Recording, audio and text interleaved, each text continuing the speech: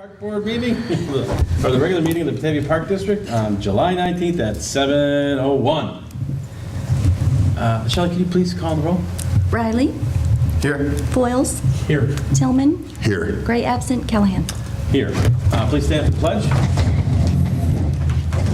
I pledge allegiance To the flag of the United States of America and to the republic for which it stands, one nation, under God, indivisible, with liberty and justice for all. Items to be added, removed, or changed on the agenda. There are none. There are none. Excellent. So I entertain a motion to establish the consent agenda as follows. Approval of the meeting minutes for the regular meeting of June 21st. Approval of the minutes of the executive session of June 21st. Approval of the paid expenditures, unpaid expenditures, treasury report, and purchases. So moved. Second. Motion by Tillman, second by Foils. Any further discussion? Shelley, please call the roll. Tillman, Aye. Foils, Aye. Riley, Aye. Gray absent, Callahan. Aye, motion carries. So I entertain a motion to approve the consent agenda as established. So moved. Second. Motion by Tillman, second by Riley. Any further discussion? All those in favor signify by saying aye. Aye. Those opposed, motion carries. Seeing no members of the public here, I'll go to matters of the commissioners. Any motion to address the... I have two things. One I know we're going to talk about later, at least I hope so, but I thought the Windmills Festival went fantastic. Allison, great job, and staff, great job. The days that I was out there, you guys were working very hard. I think Christina has found her niche at the golf. I think it's actually a perfect position you're in. You get to see the band and you get to do the golf stuff. A little bit of risk management Yeah, I for the suppose golf so. challenge. So yeah, that was it was well run, and there was a lot of people coming out, and they all seemed to be having a great time. So thank you to the public, and I think you guys did a great job. And I know you'll talk about it a little bit later. It definitely takes a village. And then the second thing is, last month we had a presentation on a Flag Day monument, and yesterday, as you recall, we had a meeting at the City Council regarding placement or just discussion of it. And there's other alternatives probably, and I know the city is thinking of things. We've kind of molded things here and there. I'd like us to consider, at least the staff, looking at some other sites at other parks. And if, for the size that is proposed, as well as maybe a smaller size. So if we're asked, at least we have some alternatives other than the Peg Pond Center. Any discussion? I think that's a wise...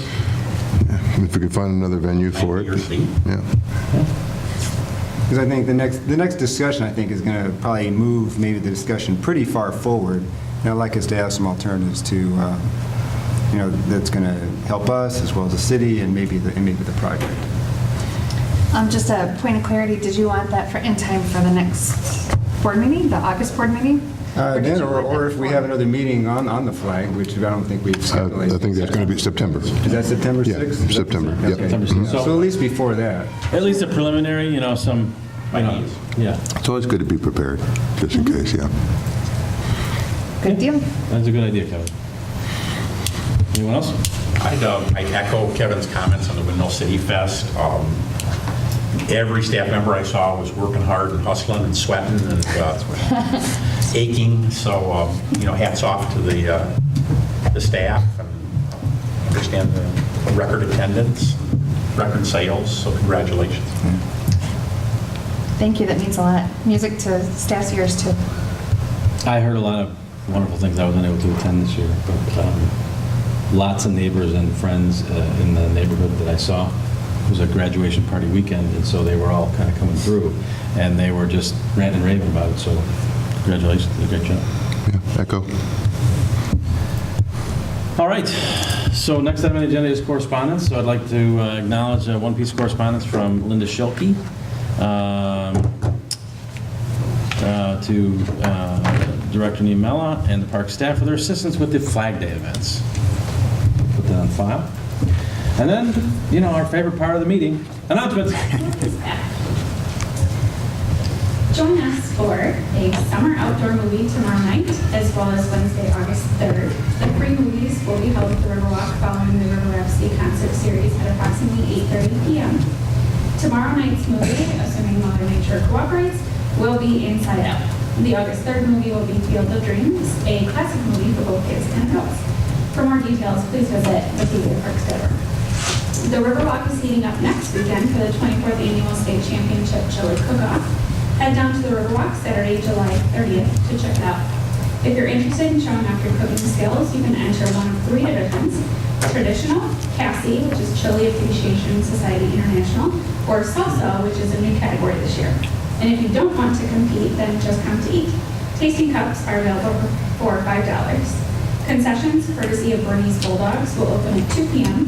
Tastings are at 2 p.m. and awards will follow at approximately 4 p.m. For more details or to fill out an application to compete, please visit bataviaparks.org. Hall Prairie Beach actually closes for the season on August 14th, so be sure to head down for some fun in the sun. Daily admission is just $8 for residents, or you can take advantage of discounted rates every Wednesday. And don't miss out on Beach Ball Bonanza on Monday, July 27th. The first 50 people will receive a complimentary beach ball, and themed games will be held throughout the night. Staff would like to thank everyone who attended this year's Windmill City Festival. Be sure to check out all the photos from the event on our Facebook page at facebook.com/BataviaParkDistrict. Thank you, Karen. Next on the agenda is staff reports. Any, start with updates from staff?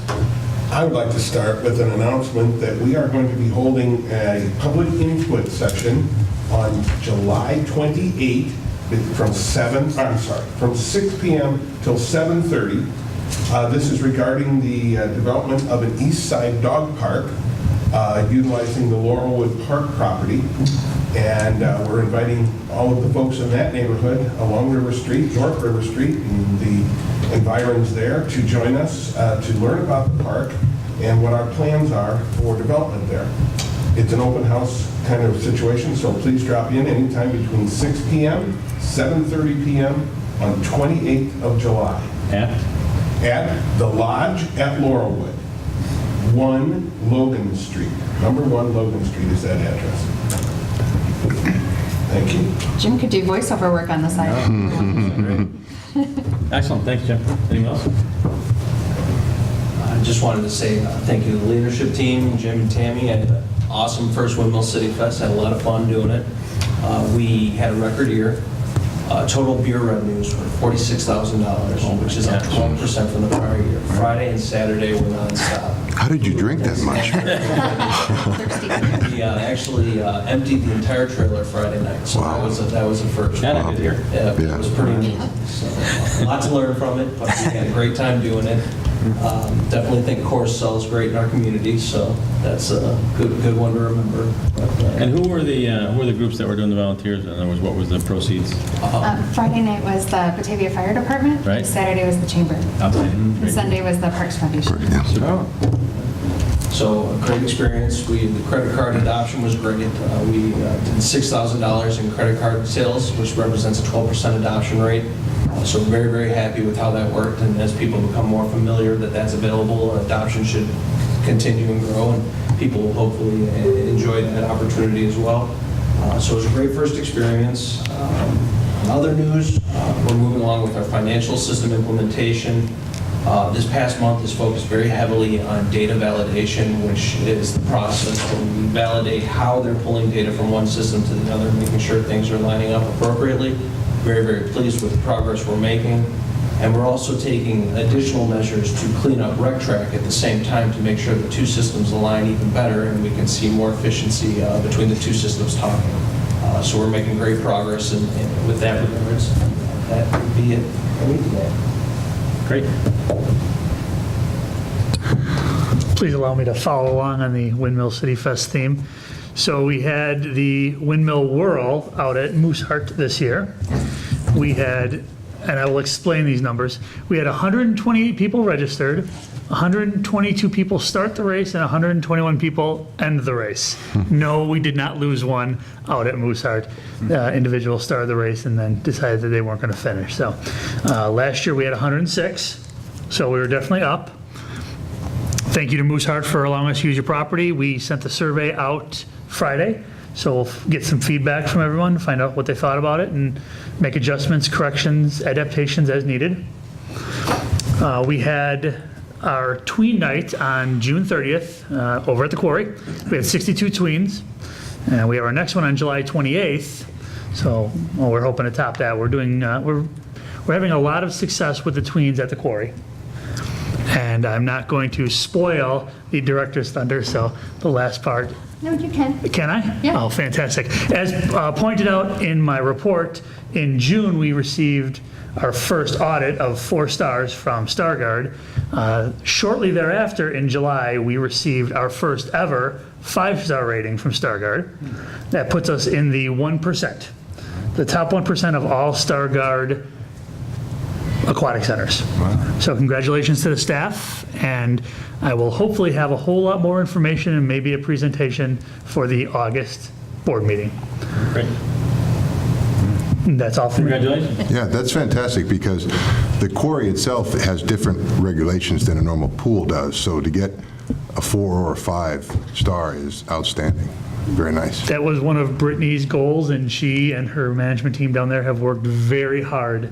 And it's congratulations to all of them. They did an amazing job. Yeah, outstanding. And actually, the August board meeting, we've invited Starfish Aquatics to come and do a formal presentation. Cool. Thank you. I'm very pleased to report that we had 35 volunteers at the Windmill City Festival. It was a great turnout. We had people serving beer. We also had people working the ice cream eating contest, the pet parade, and the front gate. And we had one volunteer this year who helped with some cleanup at the end of the festival, which was very nice. So hopefully we'll work next year to get more volunteers. Our next big event will be the quarry, the Haunted Quarry. So if you know anyone who is interested in volunteering, they can call us here at the Park District for more information on volunteering. And we also have our volunteer recognition event, which will be coming up on August 3rd from 6 to 8 at the Peg Bond Center. So, and I believe they may need some volunteers still at the chili cook-off. So if anyone is available on August 30th, July 30th, thank you. We could use a couple more at the chili cook-off. That's it for me. Great, thank you. Taste testers don't count. I was about to say, I fully volunteer to eat all chili that's possible. If you're interested in judging, you can contact the chamber. I think that they have about 20 judges, if you're interested.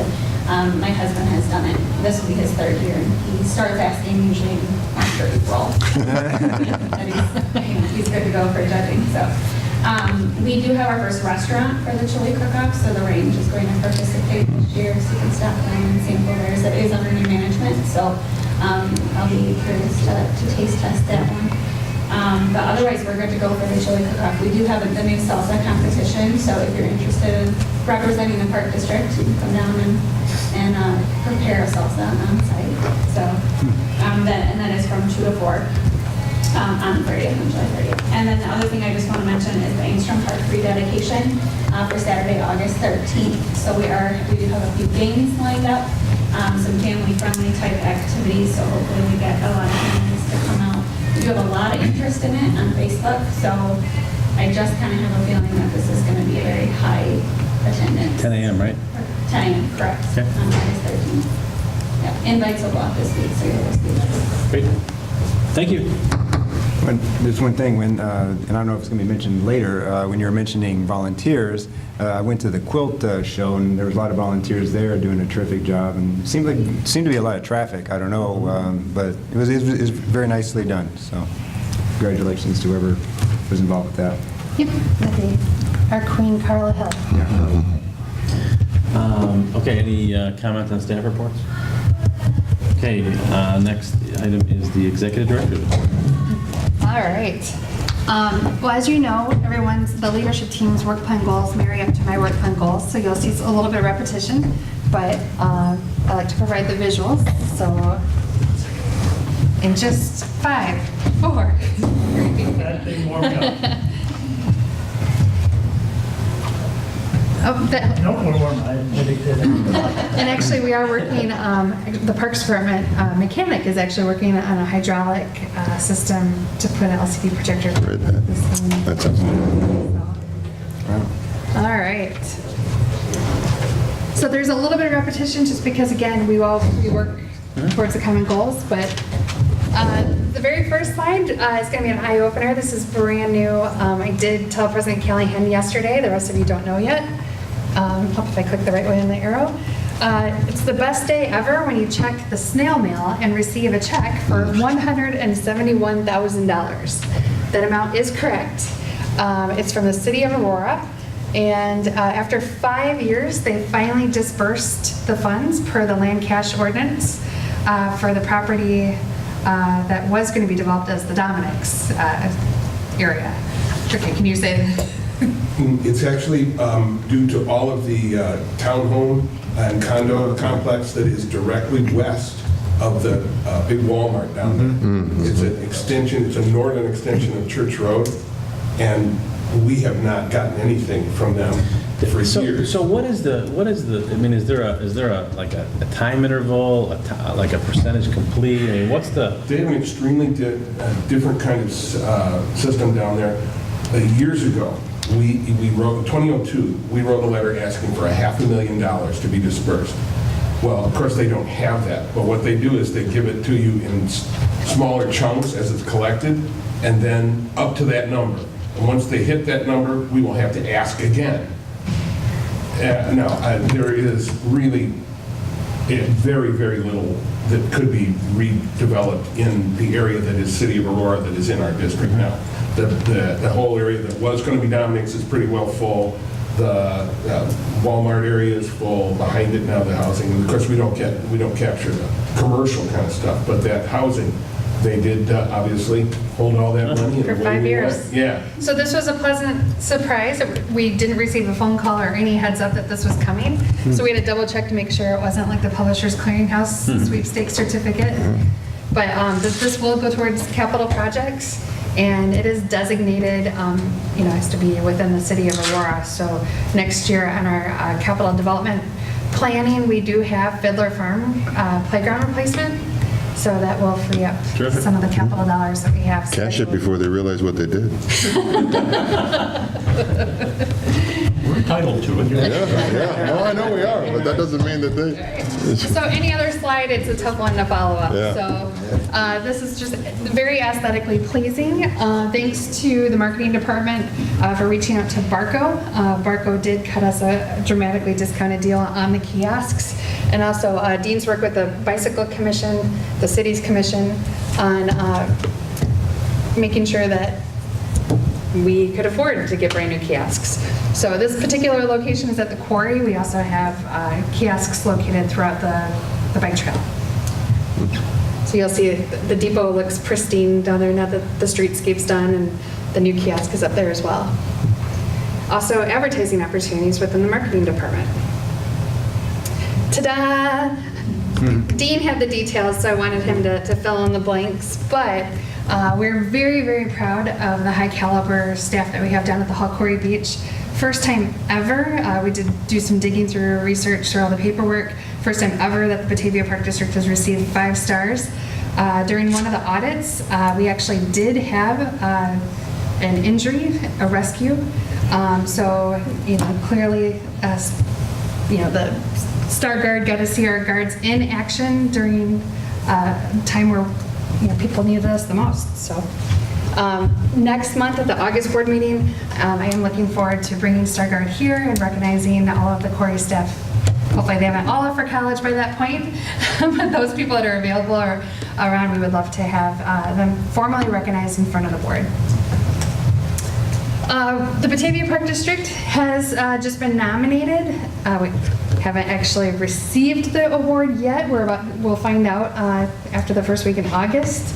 But we have been nominated as a top 100 workplace from the Chicago Tribune. So I've been working diligently with Christina Webb, Human Resources, on getting surveys out to all of the full-time employees, part-time and seasonal. So we've been working through electronic surveys and paper surveys through a place called Workplace Dynamics. And Workplace Dynamics provided the surveys. They all get either mailed back to them, or the electronic surveys go back to them. And if they receive a certain percentile of people that are extremely satisfied with working at the Batavia Park District, we would be contenders for this prestigious award. Great. This is the gorgeous invite to the Engstrom Park rededication. Again, just to reiterate, we're going to be having a ribbon cutting. There's going to be some refreshments, family-friendly games, and plenty of giveaways. And this will really showcase some of the really neat amenities that we have within the park, the zip line being, one of the most talked about around town. And we did keep the space net intact, and actually the space-themed pour-and-play surface actually complements the space net as well. So it all really blends together. And I think we finally hit the model for community input that we want to replicate from now on. This is the Quilton Textile Show that Kevin was talking about.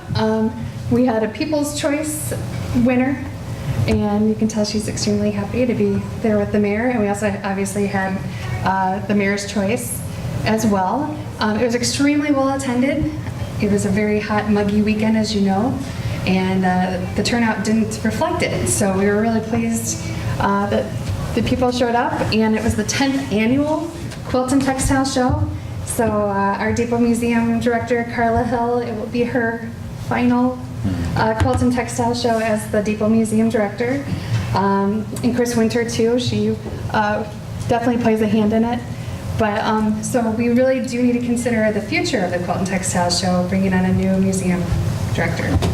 So it's up for discussion for next year, but we landed it perfectly for the 10th year, and staff couldn't be any prouder of how it turned out.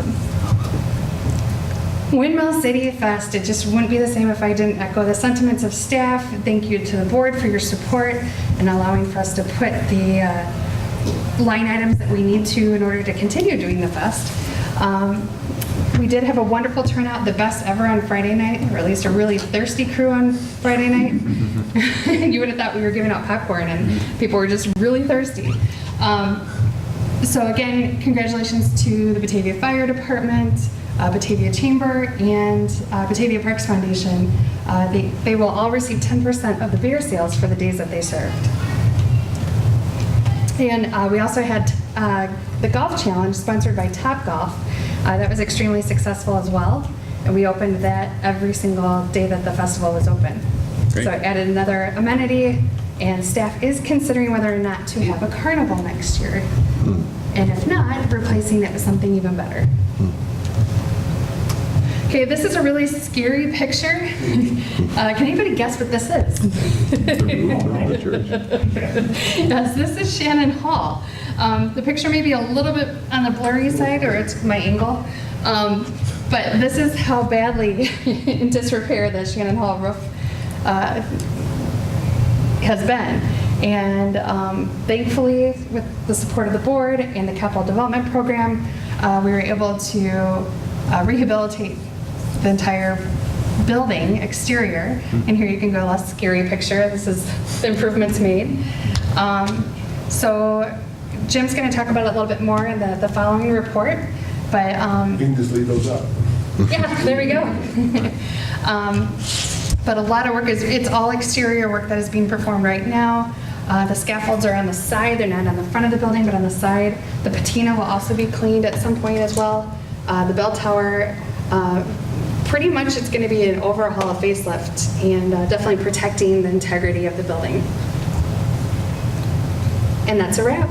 Very good. Thank you. Yep. Thank you. Did you want me to leave that up for you? It's right here. Thank you, Allison. Nice report.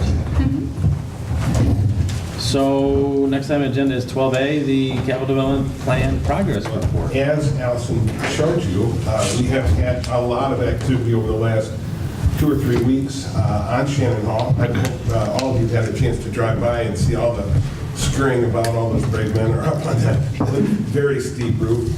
As of today, they should have gotten about 90% of the entire roof with the new plywood sheeting on it and covered with felt paper. We did sustain some leakage with the heavy rains that came in the last 2 weeks. There was some cosmetic damage to the interior.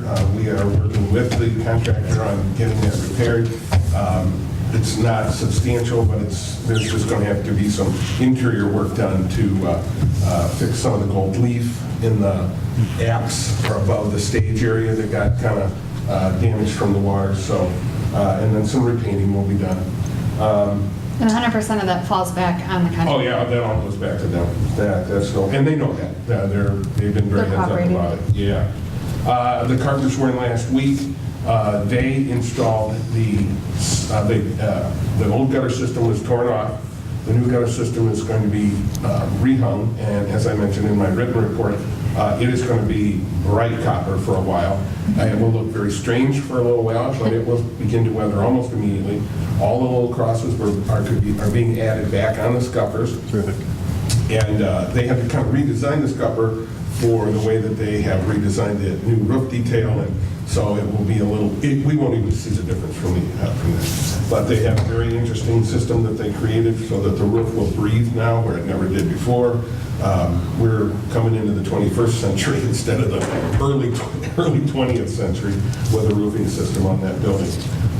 Following that, the carpenters will come back in and rehang all of the crown molding so that the gutters can be rehung on that, and we're going to see a lot of grinding going on in about 2 or 3 weeks. The shingles for the roof are to be delivered hopefully next week, and they will be able to begin actually putting the new shingle system down on the roof. So we'll continue to see a lot of activity at Shingles Hall. So thank you for your support with that project. Questions? Actually, it looks good. I mean, they're making good progress. I mean, we certainly have had our issues with, some significant weather events, but Yeah. it seems that they've made steady progress. Yeah. Probably should say thanks to the city for allowing, they gave us a little bit of a variance to be able to start an hour earlier. Ordinance says 7, they've said 6 since we're moving into this really 6 to super 2. bad Wednesday, Thursday, Friday super heat event. So that they can get off the roof then, and they drink tons of water, and they're down often for rest breaks. I've kind of watched, and they have a good system down. So they're working 6 to 2 or 6 to 2:30? Yes, yeah. Great. Thanks. Thanks for the update. So next item on the agenda is the approval of ordinance number 360, amending the Batavia Park District's parking regulations. Yes, so last month's board meeting, the board had some procedural questions about what it would mean if we offered student parking permits. So in talking with the police chief, he wants to work together on what that would look like. So what we would jointly create an application with the make, model, year of the vehicle, so that way people can't resell passes, or their permits. And the police would enforce that. Also included in the ordinance was an addition for parking fees for illegally parking in designated permit parking areas. And the police would certainly enforce that. They would track license plates, make sure the people that are supposed to be there are there. We would also have a monthly payment system instead of doing this as a year-round payment up front, mainly because according to the school district and police department, the heaviest volume of people that would need the parking spaces occurs during the second semester of school. So everybody just, they take the driver's ed, they get their license, boom, that's when we get hit. That's when there's overflow parking, and the mayor really wants to see all those cars off of the streets further down the way, and would rather see them in secured parking spots, which is why South Engstrom makes perfect sense. So we would really be a great ally for the school district, the police department, and the city by providing parking in that southern lot. Okay. I do have one thing. If, for any reason, somebody parks in one of those spaces that doesn't have a permit, I think we should make sure that whoever buys these permits knows that there's a place to call here to say, hey, somebody's parking in my spot. I'm parking in another spot, I have a permit, I got to get to class type of thing. It may happen once or twice, but I think it would be a service to the people who are paying this, just to say, call this number and we'll make sure that the car that's parked in the wrong spot gets appropriate detail, but you don't get punished for parking in a spot that you're not supposed to park in. So, because what's going to happen is the kid's going to pull up, somebody's in their spot, they're just going to pick another spot, be that a legal spot or not. And I just think that in fairness to them buying these parking passes, that we at least have a place for them to call. Whether we tell them, don't do that and move the car, that's fine, but I think they need to have a place to call. And that's where it'd be the non-emergency police number, and Okay. the police would enforce. As long as they know And where the to. police they'll have a full listing that Okay. that we're going to give them. Perfect. It has all the makes, model, year. So maybe somebody inadvertently parked in the wrong spot. Right. Yeah. So Right. you're committed to doing it slot by slot, huh? Because most places just do it lot by lot instead of slot by slot, for the very reason that Commissioner Tillman's talking about. So this particular lot, only these license plates are authorized. That's the list of police officers. It doesn't have to be a particular slot. It's that lot they get to park in, and anybody else parked there, with proper signage, they get the tickets, but it's not slot by slot. Try and I like put that. slot by Yeah, slot. that's actually easier, Much yeah. harder. Yeah, I'm open-minded. I mean, that makes perfect sense too. And a little less, fragmented as it would be if it was slot by slot. A lot less The key is gonna be administration. signage. Yeah. I mean, if, you're not going to sell all of them, are you? For 22 It's spots. just in the south lot, not the north lot. Yeah. Okay, well, that's the key is signage. That public parking is over there, student parking only, Monday to Friday, and then you ticket. That's the key. Thank you. Good advice. So I would entertain a motion to approve ordinance number 360, amending the Park District's parking regulations as presented. So moved. Second. Motion by Tillman, second by Riley. Any further discussion? Yeah, just one question under the fines I see here. What is a missile? What is a missile? That is a long-standing term of art in Park District conduct in the parks ordinances. Art? Yes, a term of art, but missiles include such things as water-powered rockets themselves with the little, Really? yeah, Come on. jarts, Yeah. lawn jarts. Oh, the darts? No, the jart, the dangerous Stevie kind? point. Oh, really? The dangerous The kind that kind, used to those hail are us. also considered missiles. Huh? Yeah, we used to play with. And we still, to this day, every year, I get phone calls of people saying, I just went to a art and hobby store and just bought, a rocket. Can my son and I, or my daughter and I, launch it? And, no, I'm terribly sorry. It is, it's a missile. Worse is when they don't ask, and we are out there and they are shooting the rockets at things. comes out. Usually the group that doesn't ask are the Boy Scouts who have not one, but 10 or 12. Yeah, yeah, exactly. Or the guy who's Okay. got a whole bucket of golf balls, projectile objects. Well, golf balls are not missiles, except when I golf. And that's for people in the Rebranding. houses on the sideways. All right, so I have a motion and a second on the floor. Any further discussion? Shelley, please call the roll. Tillman. Aye. Riley. Aye. Boyles. Aye. Gray absent. Callahan. Aye, motion carries. Thank you. You're welcome. Next item of business, Fox Valley Special Rec, any updates? Actually, they just had their day in the park at St. Charles Park District, and all Park District staff from all their agencies were invited to participate, but obviously we're still working here during that time, so we weren't able to free ourselves to go, so. But it was extremely successful. Apparently, they had 2,000 people in attendance. Okay, any Batavia Parks Foundation updates? But No report. all right, well, then I would entertain a motion to adjourn. So moved. Second. Motion by Tillman, second by Paul. Do we have any executive session? There's no executive session. This one. Did you need executive session? Yeah, I have one. Land acquisition. I don't need to get my tax history. No. We did 5 minutes. Could we go into executive session? You can always go in. You just can't come in. Okay, well, then how do I rescind the motion, or? The motion to adjourn has been made and seconded, so now we need to defeat it. So those in favor, nobody, all those opposed? Okay, so all those in favor to go to it for adjournment? No. No, you have to call those opposed. Anyone opposed? Yes, I am opposed. Now you entertain a motion pursuant, to- what is it, land acquisition? Yes. 2C5. So I entertain a motion to enter into executive session, our 2C5 of the Illinois Open Meetings Act. So moved. Motion by Riley. Second. I mean Foils. Second by Riley. All right. Other Riley. Any other discussion to confuse me further? All those in favor to go into executive session? It's a roll call, okay. Please call a roll. Riley. Aye. Wales. Aye. Tillman. No. Gray absent. Having problems. Callahan. Aye. Motion carries. There'll be no business, right? No business. So there'll be no business coming before us after the executive session, so thank you very much for joining us, and we will see you in August. Thank you.